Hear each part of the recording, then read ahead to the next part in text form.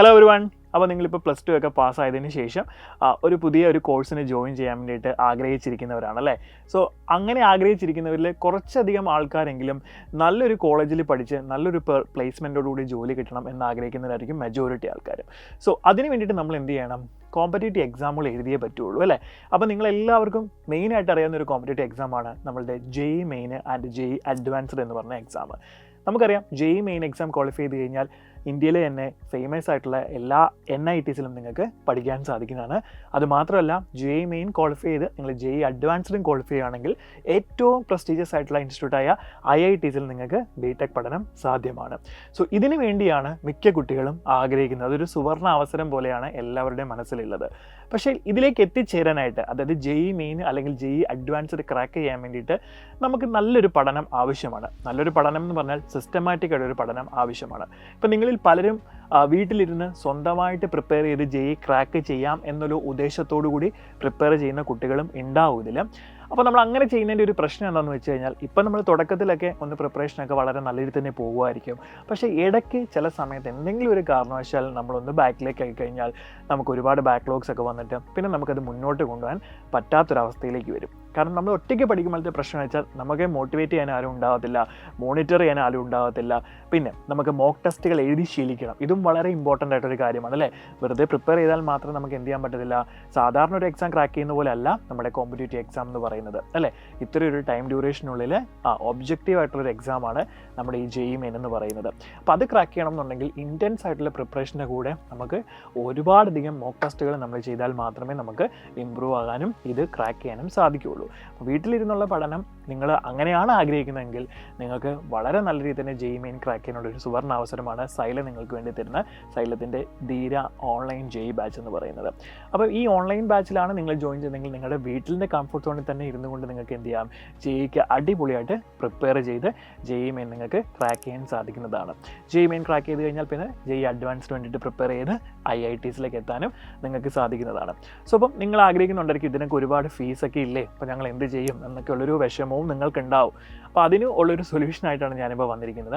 അപ്പോൾ നിങ്ങളുടെ +2 മാർക്കിൻ്റെ ബേസിൽ സൈല നിങ്ങൾക്ക് എന്ത് ചെയ്യുന്നുണ്ട്, സ്കോളർഷിപ്പുകൾ പ്രൊവൈഡ് ചെയ്യുന്നുണ്ട് ഈ ഓൺലൈൻ ബാച്ചിലേക്ക് വേണ്ടിയിട്ട്. അപ്പോൾ അതിൻ്റെ സ്കോളർഷിപ്പ് ഡീറ്റെയിൽസ് പറയാൻ വേണ്ടിയിട്ടാണ് ഞാൻ വന്നിരിക്കുന്നത് കേട്ടോ. അപ്പോൾ നമുക്ക് +2 നിങ്ങൾ സ്റ്റേറ്റ് സിലബസ് ആണെങ്കിലും CBSE സിലബസ് ആണെങ്കിലും നമുക്ക് നിങ്ങളുടെ സ്കോർ ബേസ്ഡ് ആയിട്ടുള്ള സ്കോളർഷിപ്പുകളുണ്ട്. അതുപോലെ തന്നെ JEE മെയിൻ്റെ ഫസ്റ്റ് ഫേസിൻ്റെയും സെക്കൻഡ് ഫേസിൻ്റെയും പെർസെൻറ്റേജിൽ അടിസ്ഥാനമാക്കി നിങ്ങൾക്ക് എന്ത് ചെയ്യുന്നുണ്ട്, സ്കോളർഷിപ്പ് പ്രൊവൈഡ് ചെയ്യുന്നുണ്ട്. അപ്പോൾ നമുക്ക് ആ സ്കോളർഷിപ്പിൻ്റെ ഡീറ്റെയിൽസിലേക്ക് ഒന്ന് കിടക്കാം. നിങ്ങൾ സ്റ്റേറ്റ് സിലബസിലാണ് +2 ക്വാളിഫൈ ചെയ്തിരിക്കുന്നതെങ്കിൽ അപ്പോൾ +2 mark based on scholarship PCM ആണ് കേട്ടോ. PCM എന്ന് പറഞ്ഞാൽ ഫിസിക്സിൻ്റെയും കെമിസ്ട്രിയുടെയും മാർക്കിൻ്റെ പെർസെൻറ്റേജ് അടിസ്ഥാനപ്പെടുത്തിയായിരിക്കും ഈ സ്കോളർഷിപ്പുകൾ ഉണ്ടായിരിക്കുന്നത്. അപ്പോൾ നിങ്ങൾക്ക് +2ൽ ടോട്ടൽ 600 മാർക്ക്, അതായത് ഫുൾ മാർക്ക് നിങ്ങൾക്ക് കിട്ടിയിട്ടുണ്ടെങ്കിൽ നമുക്ക് 100% സ്കോളർഷിപ്പ് പ്രൊവൈഡ് ചെയ്യുന്നുണ്ട്. അതായത് നിങ്ങൾ ഒരു ഫീസും പേ ചെയ്യേണ്ട ആവശ്യമില്ല. കോഴ്സ് ഫീയും മെറ്റീരിയൽ ഫീയും എല്ലാം നിങ്ങൾക്ക് ഫ്രീ ആയിട്ട് സ്ഥലത്തിൽ പഠിക്കാവുന്നതാണ്. ഇനി നിങ്ങളുടെ സ്കോർ എന്ന് പറയുന്നത് 595നും 599നും ബിറ്റ്വീൻ ആണെങ്കിൽ നിങ്ങൾക്ക് 100% കോഴ്സ് ഫീ ഫ്രീ ആയിട്ടുണ്ടായിരിക്കും. പക്ഷേ നിങ്ങൾ മെറ്റീരിയലിൻ്റെ ഫീ മാത്രം പേ ചെയ്യേണ്ടതാണ്. സോ ഇനി 594 ആണ് നിങ്ങളുടെ സ്കോറെങ്കിൽ നിങ്ങൾക്ക് 90% കോഴ്സ് ഫീൽ എന്ത് ചെയ്യുന്നുണ്ട്, ഇളവ് ലഭിക്കുന്നതാണ്. പക്ഷേ ഇനി പറയുന്ന അങ്ങോട്ടുള്ള എല്ലാത്തിനകത്തും മെറ്റീരിയൽ ഫീ നിങ്ങൾ പേ ചെയ്യേണ്ടതാണ് കേട്ടോ. ഇനി 593 ആണെങ്കിൽ നമുക്ക് 70% ഉണ്ട് സ്കോളർഷിപ്പ്. അതുപോലെ 592 ആണെങ്കിൽ 60%, 591 ആണെങ്കിൽ 50%, 590 ആണെങ്കിൽ 40%, ദെൻ 589 ആണെങ്കിൽ 30%, 588 ആണെങ്കിൽ 25%, 587 ആണെങ്കിൽ 20%, 586 ആണെങ്കിൽ 15%, 585 ആണെങ്കിൽ 10%. ഇനി 580ക്കും 584നും ബിറ്റ്വീൻ ആണെങ്കിൽ 5%.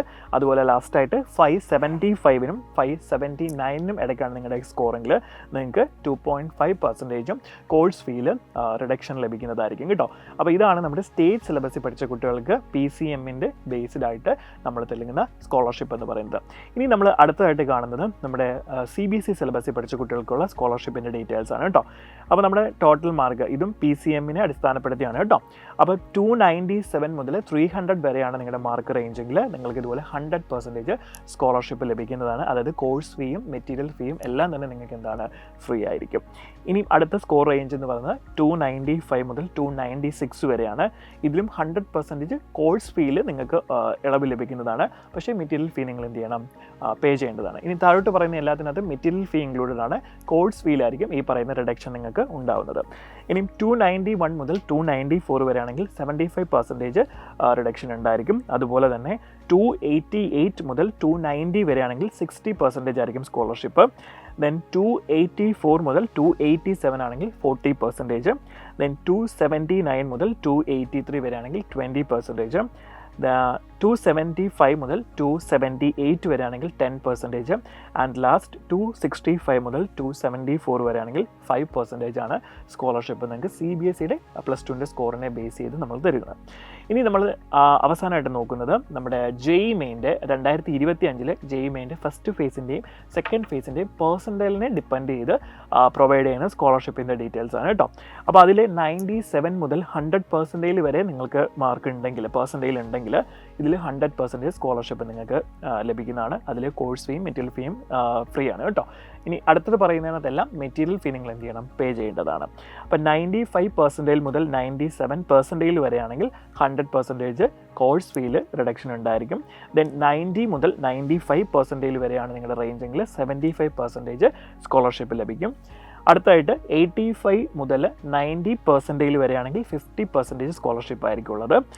ദെൻ വന്നിട്ട് 80 മുതൽ 85 വരെയാണെങ്കിൽ 25% ആണ് നിങ്ങൾക്ക് സ്കോളർഷിപ്പ് ലഭിക്കുന്നത്.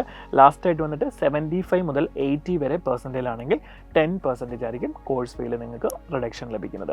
സോ ഇത്രയാണ് നമ്മുടെ സ്കോളർഷിപ്പിൻ്റെ ഡീറ്റെയിൽസ് എന്ന് പറയുന്നത്. ഇത് കൂടാതെ സൈലം നടത്തുന്ന സൈലം സ്കോളർഷിപ്പ് ആപ്റ്റിറ്റ്യൂഡ് ടെസ്റ്റായ എക്സാറ്റ് എക്സാമിൻ്റെ ബേസിസിലും നിങ്ങൾക്ക് എന്ത് ചെയ്യുന്നുണ്ട്, സ്കോളർഷിപ്പുകൾ പ്രൊവൈഡ് ചെയ്യുന്നുണ്ട്. സോ ഇത്രയും അവസരങ്ങളാണ് നിങ്ങളുടെ മുന്നിലുള്ളത്. സോ ഇനി തന്നെ പഠിക്കണോ അതോ ഒരു സിസ്റ്റത്തിൻ്റെ കൂടെ തന്നെ പഠിച്ച് JEE ക്രാക്ക് ചെയ്യണമെന്ന് നിങ്ങളാണ് തീരുമാനിക്കേണ്ടത്. സോ എല്ലാവരും നന്നായിട്ട് തന്നെ പ്രിപ്പയർ ചെയ്യുക. നമുക്കുള്ള ഈ ഒരു അവസരം നമ്മൾ മാക്സിമം യൂട്ടിലൈസ് ചെയ്യുക. All the best.